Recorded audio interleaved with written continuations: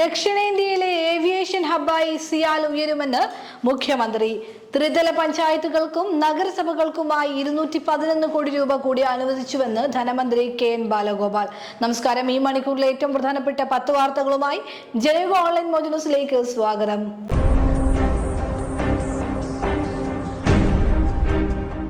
ദക്ഷിണേന്ത്യയിലെ aviation ഹബ്ബായി CIAL ഉയരുമെന്നും Indian വ്യോമയാന മേഖലയിലെ വലിയ മാറ്റങ്ങൾ ഉൾക്കൊള്ളുന്ന ഭാവി പരിപാടികളാണ് നടപ്പാക്കുന്നതെന്നും മുഖ്യമന്ത്രി പിണറായി വിജയൻ. സിയാലിന്റെ പുതിയ സംരംഭമായ Taj Cochin international airport hotel സമുച്ചയം ഉദ്ഘാടനം ചെയ്യുകയായിരുന്നു അദ്ദേഹം. കൊച്ചി അന്താരാഷ്ട്ര വിമാനത്താവളത്തിലെ അടിസ്ഥാന സൗകര്യ വികസനത്തിനുള്ള ശ്രമങ്ങൾക്ക് ഫലം ലഭിക്കണമെങ്കിൽ സേവന മേഖലയിലെ സ്ഥാപനങ്ങളുടെ ക്രിയാത്മക പങ്കാളിത്തം ആവശ്യമാണ്.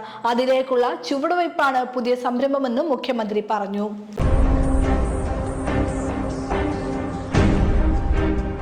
സംസ്ഥാനത്തെ ത്രിതല പഞ്ചായത്തുകൾക്കും നഗരസഭകൾക്കുമായി 211 കോടി രൂപ കൂടി അനുവദിച്ചുവെന്ന് ധനമന്ത്രി KN ബാലഗോപാൽ അറിയിച്ചു. പൊതു ആവശ്യങ്ങൾക്ക് വിനിയോഗിക്കാനാകുന്ന ജനറൽ പർപ്പസ് ഫണ്ടിന്റെ ഒരു ഗഡു കൂടിയാണ് അനുവദിച്ചത്. ഗ്രാമപഞ്ചായത്തുകൾക്ക് 150 കോടി ലഭിക്കും. ജില്ലാ പഞ്ചായത്തുകൾക്ക് 7 കോടിയും ബ്ലോക്ക് പഞ്ചായത്തുകൾക്ക് 10 കോടിയും അനുവദിച്ചു. മുനിസിപ്പാലിറ്റികൾക്ക് 26 കോടിയും കോർപ്പറേഷനുകൾക്ക് 18 കോടിയും വകയിരുത്തി.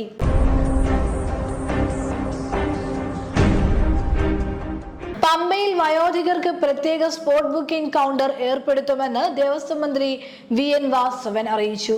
ഈ വർഷത്തെ ശബരിമല തീർത്ഥാടനം 1ാം ഘട്ടം വിജയകരമായി പൂർത്തീകരിക്കാനായി എന്നും മകരവിളക്ക് ദിവസം തീർത്ഥാടക നിയന്ത്രണം ആവശ്യമെങ്കിൽ ഏർപ്പെടുത്തുമെന്നും അദ്ദേഹം പറഞ്ഞു.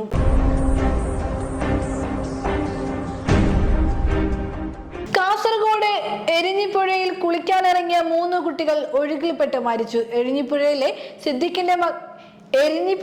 സിദ്ദിഖിന്റെ മകൻ റിയാസ്, അഷ്റഫിന്റെ മകൻ യാസിൻ, മജീദിന്റെ മകൻ സമദ് എന്നിവരാണ് മരിച്ചത്. തെരച്ചിലിൽ റിയാസിനെ കണ്ടെത്തി രക്ഷിച്ചെങ്കിലും ആശുപത്രിയിലെത്തിക്കുന്ന വഴിമധ്യേ മരിക്കുകയായിരുന്നു. അപകടത്തിൽപ്പെട്ട 3 കുട്ടികളും ബന്ധുക്കളാണ്. ഉച്ചയ്ക്ക് 2 മണിയോടെയാണ് അപകടമുണ്ടായത്.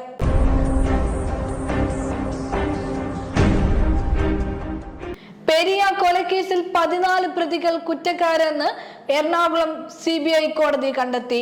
10 പേരെ കോടതി കുറ്റവിമുക്തരാക്കി. 1 മുതൽ 8 വരെയുള്ള പ്രതികൾക്ക് എതിരെ കൊലപാതക കുറ്റവും മറ്റുള്ളവർക്കെതിരെ തെളിവ് നശിപ്പിക്കൽ കുറ്റവും തെളിഞ്ഞതായി കോടതി വ്യക്തമാക്കി. ആദ്യം ലോക്കൽ പോലീസും ക്രൈംബ്രാഞ്ചും അന്വേഷിച്ച കേസ് പിന്നീട് CBI ഏറ്റെടുക്കുകയായിരുന്നു. CBI പ്രതി ചേർത്ത 10 പേരിൽ 6 പേരെ കോടതി കുറ്റവിമുക്തരാക്കി. പ്രതികൾക്കുള്ള ശിക്ഷ ജനുവരി 3 വിധിക്കും.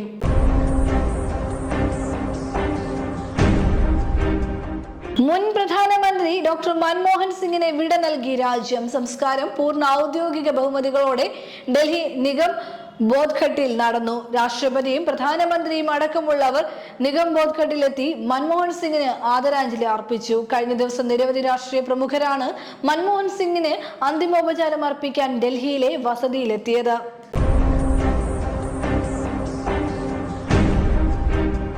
ഡൽഹിയിലെ കൊടും തണുപ്പും കനത്ത മഴയും തുടരുന്ന സാഹചര്യത്തിൽ 2 ദിവസത്തേക്ക് ഓറഞ്ച് അലർട്ട് പ്രഖ്യാപിച്ചു.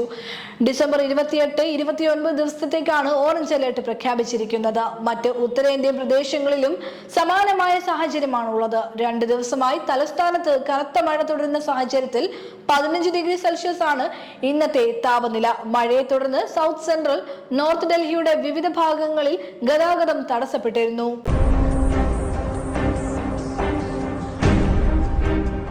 താമരശ്ശേരി ചുരത്തിൽ ബൈക്ക് നിയന്ത്രണം വിട്ട് ഭിത്തിയിലിടിച്ച് 2 പേർ കൊക്കയിൽ വീണു. ചുരം 5ാം വളവിന് സമീപമാണ് അപകടമുണ്ടായത്. ഇരുചക്ര വാഹനത്തിൽ സഞ്ചരിക്കുകയായിരുന്ന യുവാക്കൾ ഭിത്തിയിലിടിച്ച് കൊക്കയിലേക്ക് തെറിച്ചു വീഴുകയായിരുന്നു.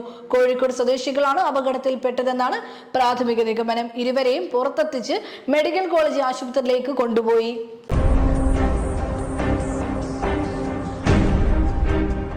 അഫ്ഗാനിസ്ഥാനിലെ ഭീകര കേന്ദ്രങ്ങളിൽ പാകിസ്ഥാൻ നടത്തിയ വ്യോമാക്രമണത്തിൽ 46 പേർ കൊല്ലപ്പെട്ട സംഭവത്തിൽ തിരിച്ചടിക്കാൻ ഒരുങ്ങി താലിബാൻ.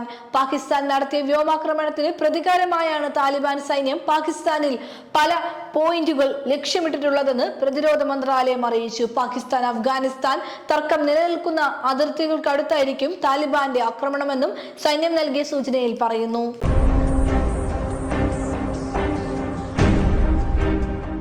കനത്ത മഞ്ഞ് മഞ്ഞുവീഴ്ചയെ തുടർന്ന് കുളുവിലെ റിസോർട്ടിൽ കുടുങ്ങിയ 5000 വിനോദസഞ്ചാരികളെ രക്ഷപ്പെടുത്തി പോലീസ്.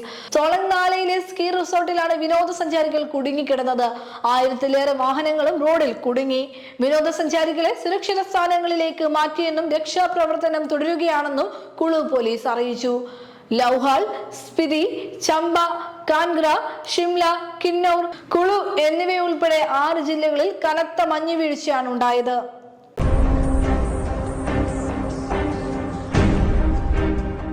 ജനയുഗ ഓൺലൈൻ മോജനസിലൂടെ വീണ്ടും കാണാം. കൂടുതൽ വാർത്തകൾക്കും വീഡിയോകൾക്കുമായി ജനയുഗത്തിന്റെ വെബ്സൈറ്റ്, യൂട്യൂബ് ചാനൽ എന്നിവ സന്ദർശിക്കുക.